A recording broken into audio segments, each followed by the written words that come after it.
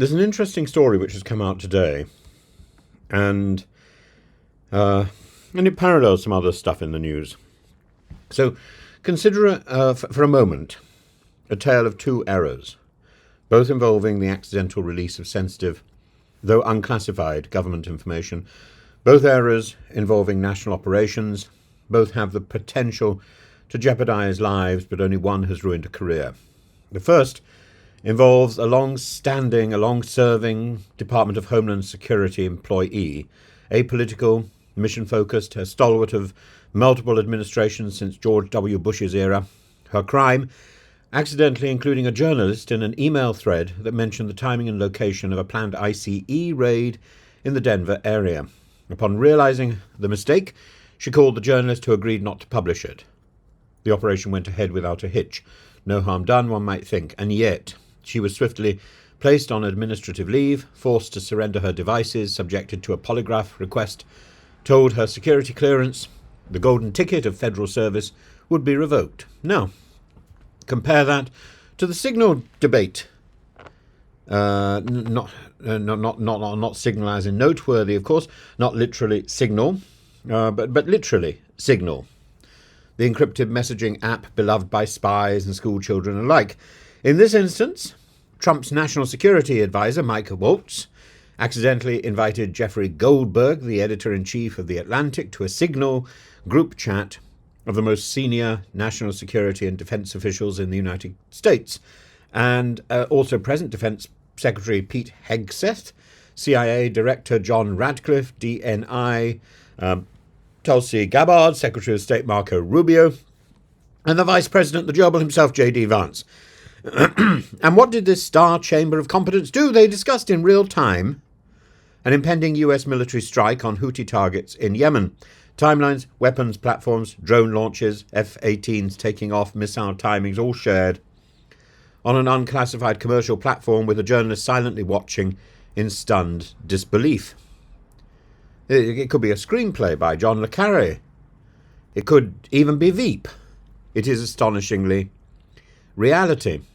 And when this came to light, did the Trump administration launch an investigation, suspend clearances, demand resignations? No, they downplayed it, called it not a big deal, blamed Goldberg for being a sleazebag, claimed without irony that this wasn't a leak of war plans, merely attack timelines, as if the semantic distinction mattered to the Houthi rebels, who may or may not have anti-aircraft weaponry trained on precisely the aircraft being discussed.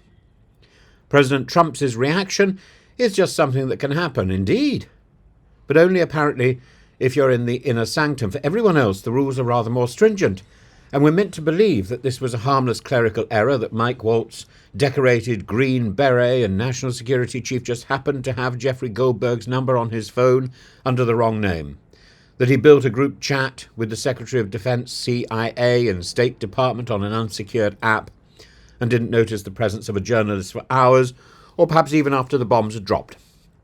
So imagine, if you will, that it was a mid-level CIA analyst who'd done this. Imagine that an Air Force captain, not Hegseth, had texted a journalist the precise time a missile was going to hit a target.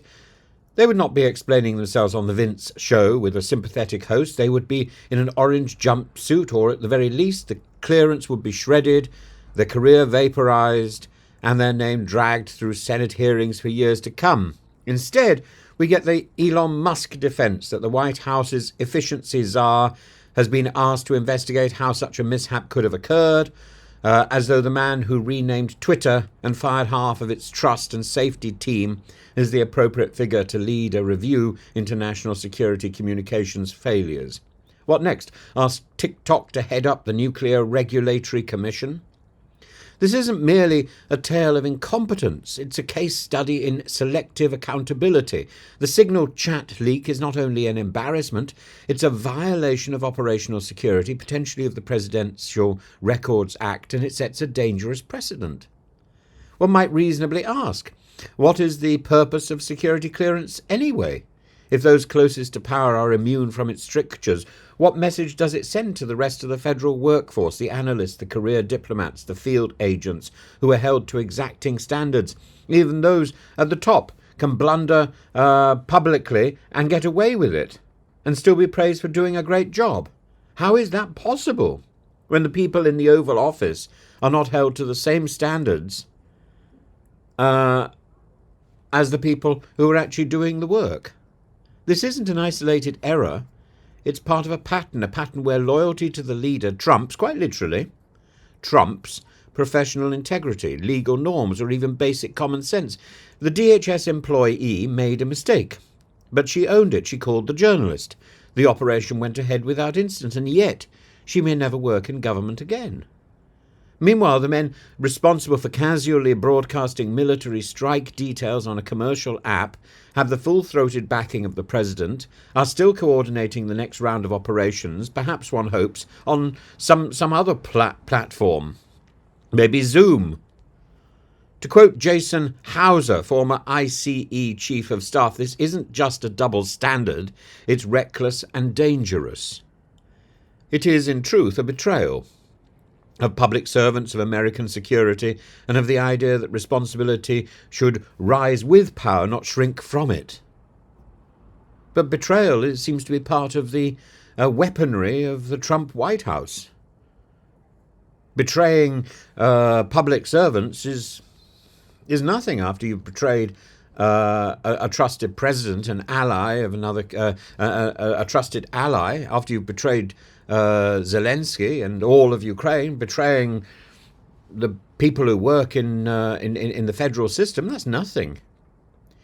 If you're tempted to shrug it off as not a big deal, ask yourself, how small would the deal have to be for someone to be sacked in this administration? How small? Or how big?